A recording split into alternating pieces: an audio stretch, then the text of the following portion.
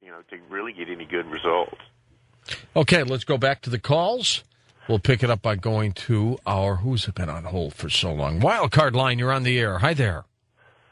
Hi, my name is Jonathan in Eugene, Oregon. Hey, Jonathan, thank you. Hi, George. I have a couple questions for our guest. Has he ever tried, or has he ever been able to find the same EVP in two different recording devices? Oh, absolutely. Absolutely. We have had instances where we're recording and shooting video at the same time, and we have picked them up on both. I don't think each situation, you're going to get it every time, but the conditions may have to be right. But no, we absolutely have captured it on two mediums at the same time. Okay, that'd be interesting to hear the two. Also, I have another question. Have you ever tried hooking up a headset directly to a microphone so that someone could hear the voice in real time? Well, no, they have these little small parabolic microphones now that amplify the sound and goes to a pair of headphones or earphones. I don't use them because when we're doing EVP, we do it two different ways. We'll set a recorder in a particular area and what we call a static, which is just left on. And then other times we will use one and we will ask specific questions trying to invoke a response. So it really depends. Each situation is a little bit different and unique. I try not to go too far with the technology. I know some people are using the little small parabolic mics now, but so far I've had such good results with what I'm doing. I go by the old adage, if it's not broke, don't fix it. I see. Has someone been in the room listening at the same time that the EVP is actually occurring? That way they could hear it while you guys are still in the situation. Has that ever happened? Have you guys ever experimented with that? Well, now, most of the times that when we've actually heard the auditory phenomena with our ears, most of the time we don't get it recorded. Sometimes we do. There was one case that we worked years ago in North Georgia where Father Calder and I were in a room completely in the dark and standing about 5 feet apart, and we heard someone or something take a deep breath and let it out, exhale. And Andy's first words were, "Bob, was that you?" And I said, "No, I was kind of hoping it was you." But at the same time, the recorders didn't pick it up. We really don't know how or why EVP works. We don't know if it's a psychic impression from the ghost or spirit, if it's picking up residual energy. We really don't know.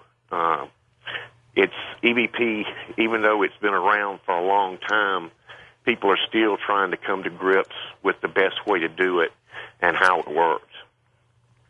Okay, thanks for that call.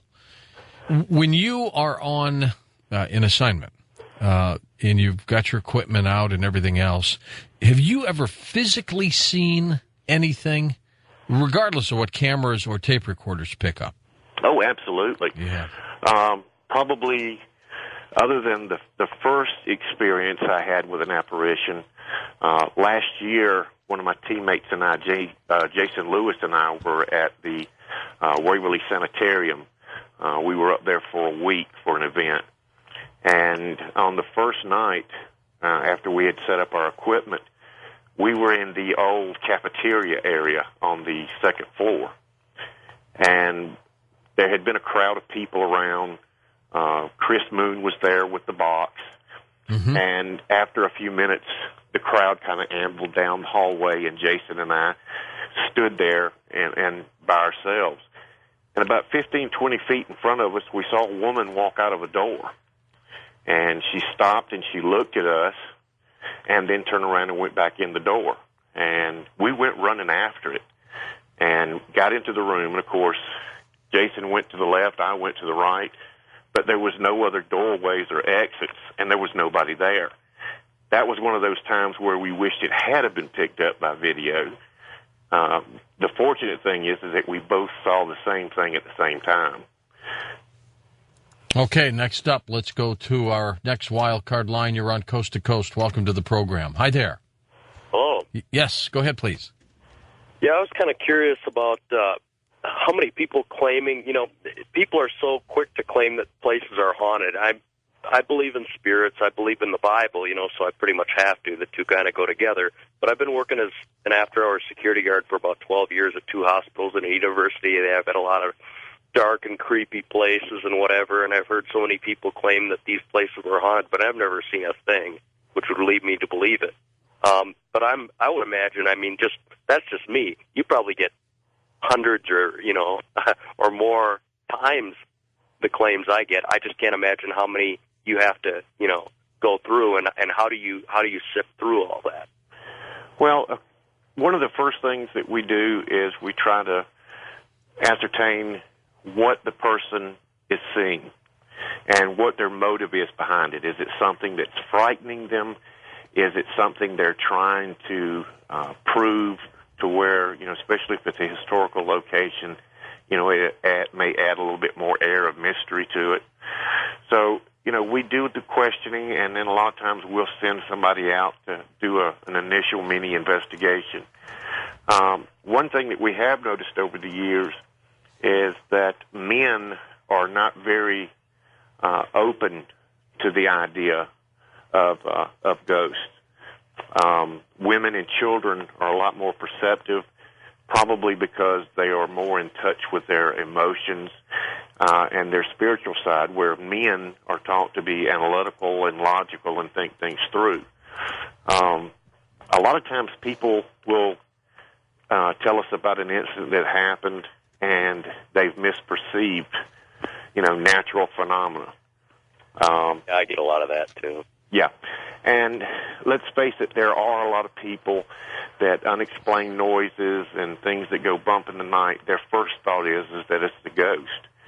And where I, try to give everybody the benefit of the doubt until I catch them in a lie, you try to make sure that they are giving you all of the information that you need to make your assessment. There have been many times that we've gone to a location and we didn't really find any spirit activity, but there were possibilities of some natural phenomena that were causing the problems. So you give them the benefit of the doubt. There's only been one time that I've caught somebody in a lie trying to perpetrate a hoax, but they do happen, and you just have to keep an open but skeptical mind at the same time. Okay. All right, appreciate it. Next up, let's go to our first-time caller line. You're on the air with us. Hi there. Oh, hi. How you doing? We're doing great, thanks. Well, earlier you guys were playing some EVPs. My name is Ron. I'm from Atlanta, or just north of Atlanta.